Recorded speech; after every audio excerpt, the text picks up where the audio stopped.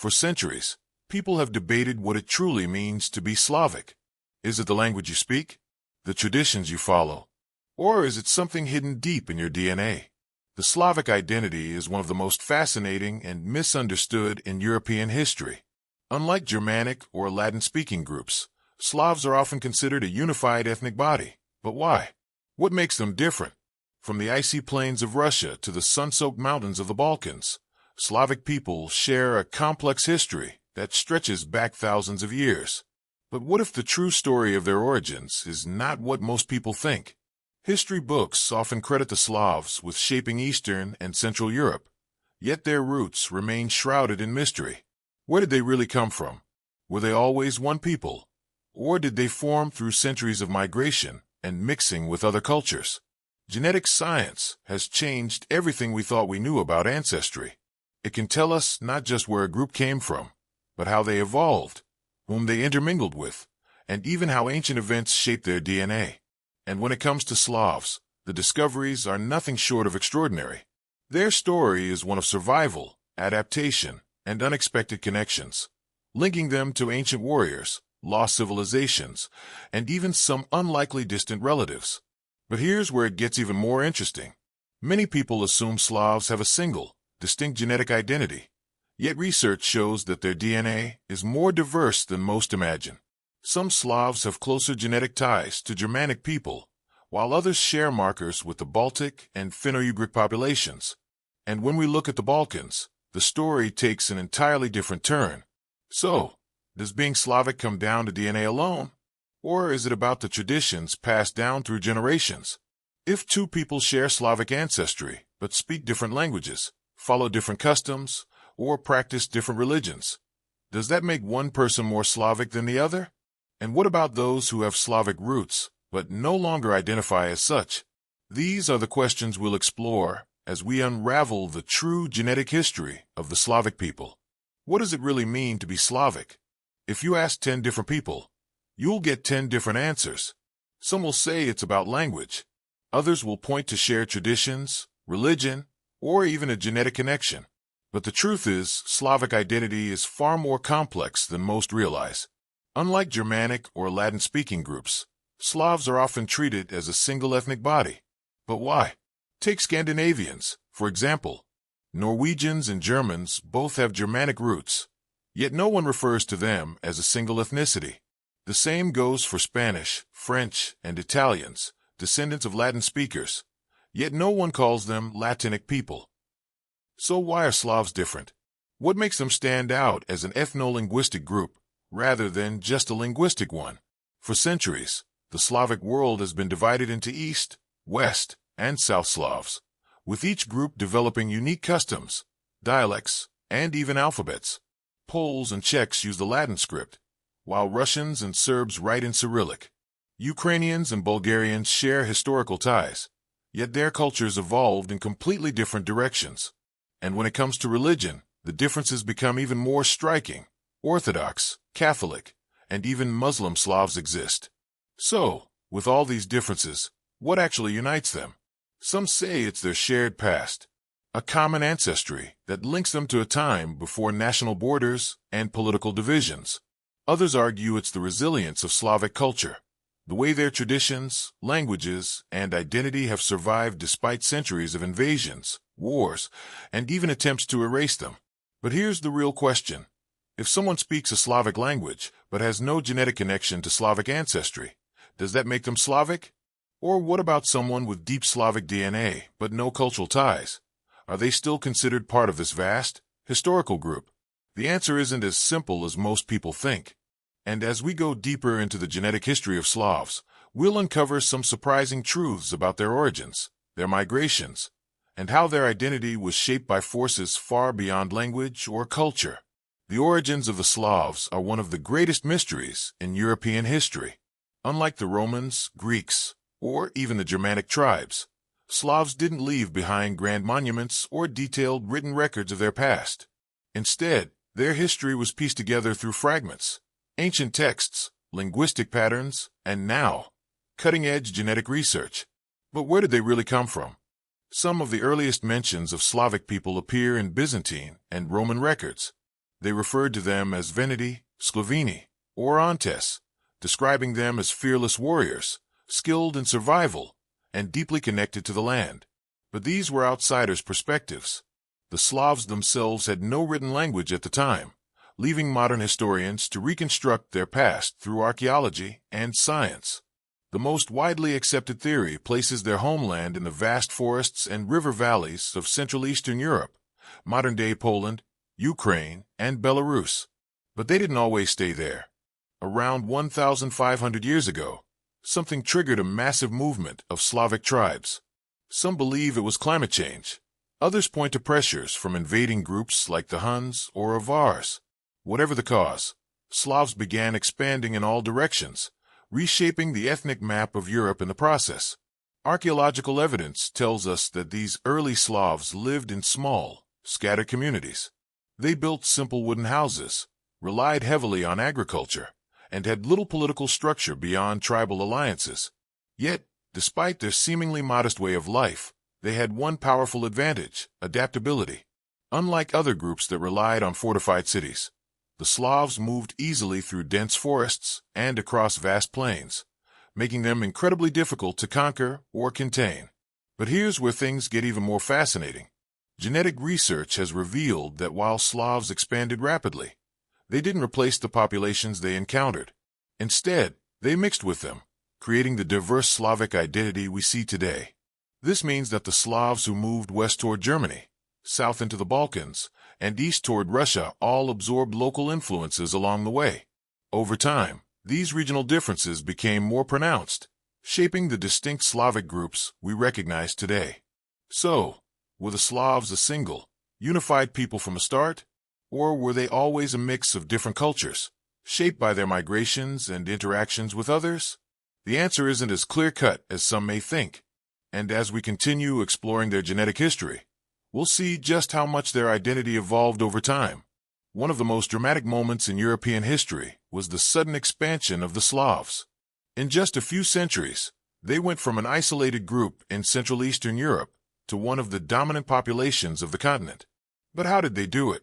Unlike the Roman conquests or the Germanic migrations, the spread of the Slavs followed a different path, one that reshaped the ethnic and cultural landscape of Europe forever. Historians describe the Slavic expansion as a wave, not a single event. It didn't happen overnight, nor was it led by a single ruler or empire. Instead, it was a gradual movement, with different Slavic groups migrating in multiple directions: west, south, and east. This wasn't an organized invasion, but a slow and steady process of settlement, adaptation, and in many cases, intermixing with local populations. The reasons behind this mass migration are still debated. Some theories suggest that pressure from steppe nomads like the Huns and Avars pushed them outward. Others point to environmental factors, changes in climate and agriculture that made their original homeland less sustainable. Whatever the cause, the results were undeniable. By the early Middle Ages, Slavic communities had spread from the Elbe River in the west to the Volga in the east, from the Baltic Sea in the north to the Adriatic and Black Seas in the south. What made this expansion so effective wasn't military conquest. It was the ability of Slavs to adapt. They didn't rely on grand cities or walled fortresses. Instead, they built small, flexible settlements that could be abandoned and rebuilt if necessary. This made them incredibly resilient, allowing them to thrive in different landscapes, from the dense forests of Poland to the mountainous regions of the Balkans. But the expansion wasn't just about movement. It was about transformation. As Slavs settled in new lands, they didn't simply impose their culture. They absorbed influences from the people they encountered. In the West, they interacted with Germanic and Celtic tribes. In the Balkans, they mixed with remnants of the Roman Empire and Illyrians. In the East, they came into contact with Finno-Ugric and Turkic groups. Over time, these interactions shaped the different Slavic identities that exist today. Despite their success, the Slavs were not a unified force. Unlike the Franks or Byzantines, they didn't establish a single empire. Instead, they formed numerous tribal societies, each with its own leadership and traditions. Some of these would later grow into powerful medieval kingdoms: Poland, Bohemia, Serbia, and Kievan Rus. Others remained fragmented, vulnerable to external influences from larger empires like the Ottomans and the Holy Roman Empire. So what made the Slavic expansion so unique? It wasn't about conquest, it was about endurance. The Slavs didn't seek to dominate through war. They expanded by settling, adapting, and blending into new environments. And in doing so, they built a legacy that still defines a massive part of Europe today. For centuries, historians tried to piece together the origins of the Slavs through written records and archaeology. But there were always gaps, unanswered questions about who they really were and how they spread across Europe. Today, science has stepped in to fill those gaps. DNA analysis has given us a way to trace the movement of the Slavic people, revealing a story more intricate than anyone expected. Genetic research has shown that the Slavs are not a single, isolated group, but a diverse mix of ancestral lineages. By studying their Y chromosome DNA, passed down through paternal lines, scientists have uncovered some of the strongest genetic markers of Slavic heritage. The most dominant among them is the R1a haplogroup, which appears at high frequencies in Poland, Ukraine, Russia, and parts of the Balkans. This marker connects modern Slavs to a lineage that stretches back thousands of years, linking them to early Indo-European migrations. But genetics also reveals something surprising. Slavs didn't simply appear out of nowhere. Their DNA shows clear signs of intermixing with other populations. In Eastern Europe, Slavic genes are closely related to those of Baltic and Finno-Ugric peoples, reflecting centuries of coexistence and assimilation. In the Balkans, South Slavs carry genetic traces of ancient Illyrians and Thracians, showing that they blended with the local populations rather than replacing them. Even in Central Europe, genetic studies reveal a long history of interactions between West Slavs and their Germanic neighbors. Mitochondrial DNA, which is inherited through the maternal line, tells a similar story. While many Slavic men share common Y-DNA markers, maternal DNA shows a much more varied picture. This suggests that as Slavic men migrated, they often took wives from different ethnic groups, further blending the gene pool. One of the most fascinating discoveries in Slavic genetics is the presence of shared DNA segments among different Slavic nations. Studies on identical by descent (IBD) segments, stretches of DNA inherited from a common ancestor, show strong genetic ties between East and West Slavs, but a distinct separation between them and South Slavs. This aligns with historical records of migration, but also highlights the long-standing genetic unity among Slavs in Central and Eastern Europe. However, genetics also challenges some long-held beliefs. While Slavic DNA is distinct in many ways, it does not exist in isolation. Throughout history, Slavs have mixed with their neighbors, Turkic, Germanic, Greek, and even Mongolic groups, resulting in a genetic landscape that is far more diverse than many assume. This proves that Slavic identity is not defined by pure bloodlines, but by a shared historical and cultural experience. So, what does DNA really tell us about the Slavs? It confirms their deep-rooted ancestry in Europe, their widespread migration, and their adaptability through intermixing with other peoples. It also shows that being Slavic is about more than just genetics. It's about heritage, history, and the way these elements have shaped generations of people across an entire continent. At first glance, the Slavic world appears vast and united. Stretching from the edges of Germany to the depths of Siberia, Slavs make up one of the largest ethno-linguistic groups in Europe. But beneath this unity lies an undeniable reality. Slavs are not all the same. The genetic differences between East, West, and South Slavs reveal a history of migration, adaptation, and interaction that shaped each group in a unique way. The East Slavs, Russians, Ukrainians, and Belarusians, are the largest Slavic group, both in territory and population. Genetic studies show that their DNA is heavily influenced by ancient Balto-Slavic ancestors, but there's another key factor: Finno-Ugric and Scandinavian mixing. Northern Russians, in particular, show genetic traces of Finnic peoples, while early interactions with Viking traders and settlers left behind subtle but detectable Nordic influences. This genetic blending explains why East Slavs have some of the most diverse DNA among Slavic groups, reflecting centuries of both internal and external migration. The West Slavs, including Poles, Czechs, and Slovaks, have a different genetic profile. Their DNA is closely linked to Central European populations, showing notable connections to Germanic and Baltic peoples. Unlike the East Slavs, who expanded into sparsely populated lands, the West Slavs settled in regions already home to established cultures. This led to gradual intermixing, particularly with Germanic tribes, during the early medieval period. But despite these influences, West Slavs retained strong genetic continuity, with high frequencies of the R1A haplogroup, one of the defining markers of Slavic ancestry. Then there are the South Slavs, Serbs, Croats, Bulgarians, and others who settled in the Balkans. Unlike their northern counterparts, South Slavs encountered remnants of the Roman and Byzantine empires, along with indigenous groups like the Illyrians and Thracians. This historical contact left a permanent mark on their genetics. South Slavs carry a mix of Slavic, Balkan, and even Mediterranean DNA, making them genetically distinct from East and West Slavs. The influence of Greek and even Middle Eastern lineages is stronger here than anywhere else in the Slavic world, a result of centuries of trade, war, and cultural exchange. One of the biggest genetic divides among Slavs is the Y-DNA haplogroup distribution. While a 1A dominates among East and West Slavs, South Slavs show a much higher percentage of the I2A haplogroup, which is deeply rooted in the Balkans. This suggests that instead of fully replacing local populations, South Slavs integrated with them, forming a unique genetic identity that blends Slavic and pre-Slavic ancestry. But despite these differences, one thing remains clear.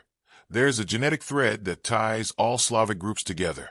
Even with regional variations, Slavs share enough common ancestry to be recognized as a distinct population. What makes them unique is not just their shared origins, but how their genetic story evolved in response to history, geography, and the cultures they encountered. So, are East, West, and South Slavs completely different peoples? Genetically, they have clear distinctions, but they also have deep connections. Their story is not one of separation, but of adaptation, proof that Slavic identity is not a rigid concept, but a constantly evolving legacy shaped by history itself. For centuries, people have debated the idea of Slavic purity. Some believe Slavs are a distinct, unchanging ethnic group, separate from their neighbors. Others claim that Slavs have always been a mix of different peoples, shaped by migration and historical events. But what does science say? Is there such a thing as a pure Slavic ethnicity? Or is that just a myth? The idea of Slavic purity is largely a modern invention.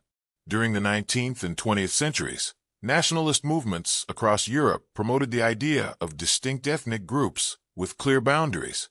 In reality, history tells a different story. From the moment Slavs began expanding across Europe, they encountered and mixed with other populations.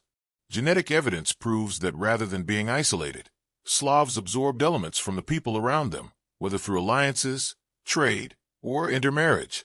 One of the biggest challenges in defining a pure Slavic identity is the sheer diversity within Slavic nations. A person from Poland may have a different genetic background than someone from Serbia, and a Russian from the north might share more DNA with Finnic or Scandinavian populations than with a Bulgarian. These variations exist because Slavs settled in regions with different indigenous peoples, and instead of replacing them, they merged. This is especially visible in the Balkans, where South Slavs carry significant genetic traces of ancient Balkan civilizations. Even in Eastern and Central Europe, where Slavic ancestry is strongest, outside influences are undeniable. Mongol invasions, Viking raids, Germanic migrations, all of these left genetic imprints on Slavic populations. And let's not forget the influence of the Ottoman Empire in the south, which introduced further genetic mixing through centuries of rule. Some might argue that Slavs are united by shared DNA markers, but even these tell a story of movement and blending. The dominant Y-DNA haplogroups among Slavs, R1A in the north and I2A in the Balkans, did not originate with the Slavs themselves, but were inherited from older populations. This means that while Slavs do share common ancestry, their gene pool was never closed. So, is there such a thing as a genetically pure Slav? The answer is no. The Slavic identity is built on a foundation of diversity, adaptation, and continuous interaction with other groups. And that's what makes their history so fascinating. Slavs were never defined by isolation. They were shaped by connections, evolving into one of the most widespread and dynamic cultures in Europe. Genetics can tell us where a person's ancestors came from, but can it define identity? If someone has Slavic DNA but doesn't speak a Slavic language, are they still Slavic? What about someone who speaks a Slavic language but has no genetic ties to Slavic ancestry? These questions reveal an important truth. Being Slavic is about much more than just DNA. For centuries, language has been one of the strongest markers of Slavic identity. The Slavic languages, which all trace back to a common Proto-Slavic ancestor, have remained remarkably connected despite centuries of separation. A Polish speaker might not fully understand Russian, but the shared linguistic roots are undeniable. Even in cases where Slavic languages evolved separately, like Bulgarians' influence from Greek or Czechs' interaction with German, they all retain core elements that bind them together. But language alone isn't enough. Culture plays just as big of a role in defining Slavic identity. From folk music to religious traditions, Slavs have passed down a rich heritage for generations. In some regions, Orthodox Christianity shaped cultural identity, while in others, Catholicism became the dominant force. In the Balkans, Ottoman rule left lasting cultural influences, while in Central Europe, Slavic traditions blended with Germanic and Latin customs. These historical experiences shaped Slavic societies in unique ways, yet a shared sense of identity still exists. Even traditions that seem small hold deep cultural significance. The way Slavs celebrate holidays, their traditional dances, their cuisine, all of these reflect a common past. The use of certain symbols, like the embroidered patterns found in Slavic clothing, traces back to ancient traditions that existed before modern national borders were even drawn. And then there's the question of Slavic identity beyond Europe. Millions of people with Slavic ancestry now live in North America, Australia, and other parts of the world. Many have lost their native languages, yet they still feel connected to their Slavic heritage through family traditions, food, and historical ties. This shows that Slavic identity isn't something rigid. It's something that evolves and adapts across generations. So, if being Slavic isn't just about genetics, and it's not just about language, then what is it? It's a combination of history, culture, and shared experience. It's something that has been shaped by movement, adaptation, and centuries of change. And that's what makes it so powerful, because no matter how much time passes, Slavic identity continues to endure. Slavic identity has never been confined to just one region. While the Slavs originated in Eastern and Central Europe, today, millions of people with Slavic ancestry live across the globe. Some left their homeland centuries ago, while others migrated more recently, driven by war, economic opportunities, or political upheaval. But wherever they went, they carried their traditions, language, and cultural heritage with them. One of the earliest waves of Slavic migration outside Europe happened during the medieval period. Groups of Slavs moved into parts of the Byzantine Empire, settling in areas that are now Greece and Turkey. Some even reached as far as the Middle East. But the largest movements happened much later, during the 19th and 20th centuries, when millions of Slavs emigrated to North and South America, escaping poverty, persecution, or political instability. In the United States, Polish, Czech, Slovak, and Ukrainian immigrants established strong communities, particularly in cities like Chicago, Cleveland, and New York.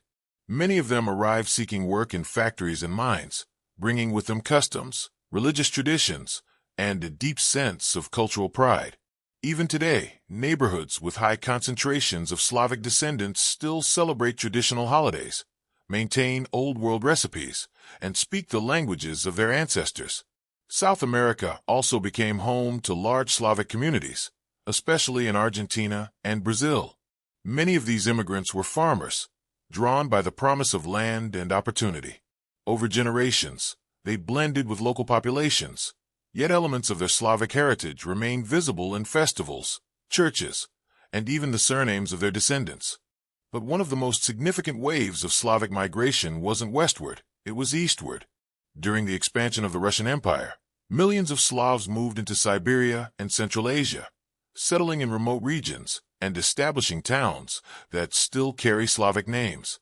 Later, under the Soviet Union, forced relocations spread Slavic populations even further, leading to Russian-speaking communities in places like Kazakhstan, Uzbekistan, and even Mongolia. Despite being scattered across different continents, the Slavic diaspora has managed to preserve much of its identity.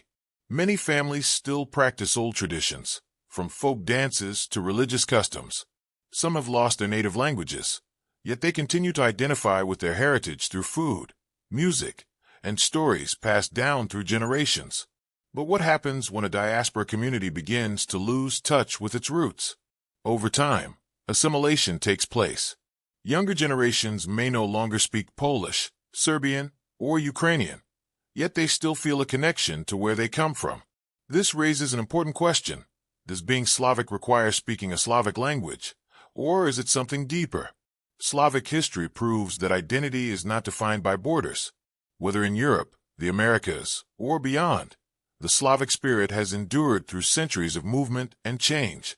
And no matter how far they've traveled, the descendants of Slavs continue to shape the cultures they now call home. After exploring Slavic history, migrations, genetics, and cultural identity, one question remains: what truly makes someone Slavic? Is it ancestry, language, traditions, or something deeper? The answer isn't as simple as it seems. Genetic studies confirm that Slavs share common ancestral roots, but those roots are intertwined with centuries of intermixing. DNA alone doesn't define Slavic identity. A person could have deep Slavic ancestry, but no connection to Slavic culture. On the other hand, someone raised in a Slavic-speaking environment, embracing its traditions, might feel fully Slavic despite a different genetic background. Language is another key factor. The Slavic languages all descend from a common Proto-Slavic ancestor, but language is fluid. It can be learned, forgotten, or adapted. Many people of Slavic descent, especially in the diaspora, no longer speak their ancestral language. Does that make them any less Slavic? The answer depends on how we define identity. Culture plays an undeniable role. From folklore to religious practices, shared customs connect Slavs across generations. Yet even within Slavic nations, cultural differences are vast. A Serbian village celebration might feel entirely different from a Polish festival, and a Russian Orthodox tradition might be unrecognizable to a Czech Catholic. Despite this diversity, there are threads that tie them together, whether in music, storytelling, or historical experiences that shape their societies. Then there's the idea of self-identification. If someone feels a strong connection to Slavic heritage, does that make them Slavic? Many people rediscover their roots through genealogy or historical research and embrace the identity they never knew they had. Others grow up surrounded by Slavic influences and adopt them as their own. Identity is not always about blood, it's about belonging. So, what is the final verdict? Being Slavic isn't just about DNA, language, or traditions. It's about all of these things combined, shaped by history and personal connection. It's a legacy carried through centuries of resilience, adaptation, and change. And whether by ancestry, culture, or spirit, Slavic identity endures in many forms.